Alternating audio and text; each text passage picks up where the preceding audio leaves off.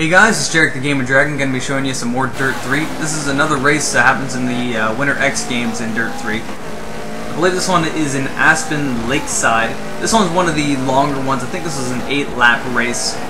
It's a rallycross race in the snow, and you don't get too many of them in this rallycross races in the snow. You race in the snow a lot, but usually it's not rallycross. And I like it because it gives you a little bit more challenge, because these cars are obviously not meant to be racing in the snow. And it makes it even more complicated when you have basically other obstacles, like other cars in your way that you're going to have to get by without totaling your car. As you see there, I accidentally tapped that guy. It's kind of hard to not hit someone. Wow, I just realized what I said. I accidentally tapped some guy. No thanks. And then I accidentally tapped him again. It feels like you're driving in snow. It really does. When you brake, your brakes don't do as much. When you're on cement, like right here, I'm basically on nothing but ice, and it gets even more slick here than it does in the snow, because the snow, it reacts like powder does. If you've ever driven in powder, you'd know that powder it's pretty good at stopping your car.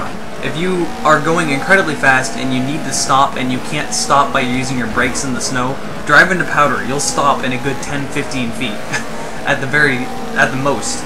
So powder is very good at slowing your car down. As you see when I'm turning, you can actually hear it too. The sound effects they have are very good in this game. When you're turning, you can hear the powder going against the side of your car. So I do really like how polished this game is, and every little fine detail they could have added in, they did add in. I'm going to stop, just stop talking about how good Dirt 3 is and just talk about the gameplay. Because it seems to me that every single gameplay video I upload is just basically me saying Dirt 3 is the best thing ever, I love Dirt 3. And I guess it's just because you don't really find too many rallycross games. And everyone's complaining there needs to be more rally in Dirt, and personally myself, I like rallycross more than just plain rally. I know it's a personal preference type of thing, but this is more of what I like instead of longer rally races. Although I do like rally races, and I do find them to be a lot of fun, especially in this game. But I know, that's just personal preference.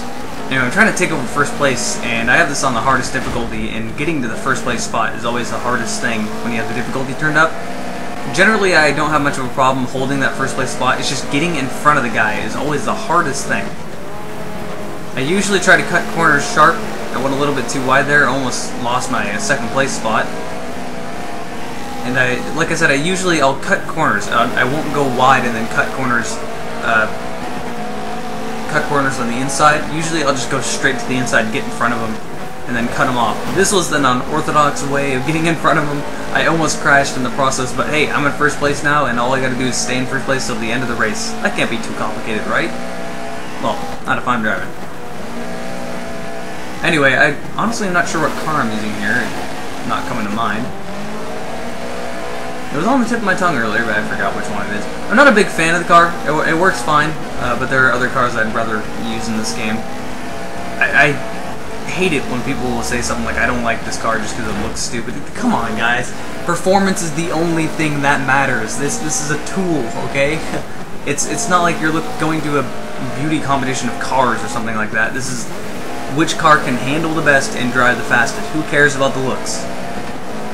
Unless it's one of those stupid box cars, then it matters. Although those can't be too aerodynamic. I don't know why people like those stupid things. You just put a toaster on wheels and there you go. I'm sure you're all aware of what cars I'm talking about. Those things are ugly and stupid as hell. Here's a good aerodynamic, great looking idea. Let's make a box. Yeah, that's it. That's a great car design. Just a big fat box. I mean, I can understand it if you have like a moving van, but this isn't a moving van. It's like a wannabe tuner box. That's what bothers me even more, is that Scion has tried to turn them into like tuners. No, don't do that.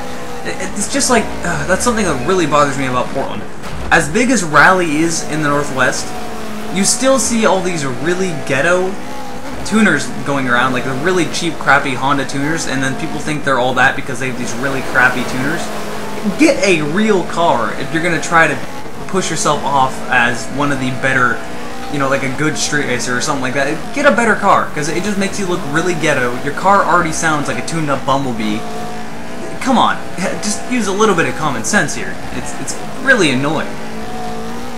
It's kind of funny though when you hear a loud car and it's like a really nice muscle car. and then that wakes you up. It's so hard to be mad because that car is so nice. Anyway, coming up at the end of the race here, the final turns of finally got this turn down on the last lap. Figures. Nice drift around that corner, and then here we go, end of the race.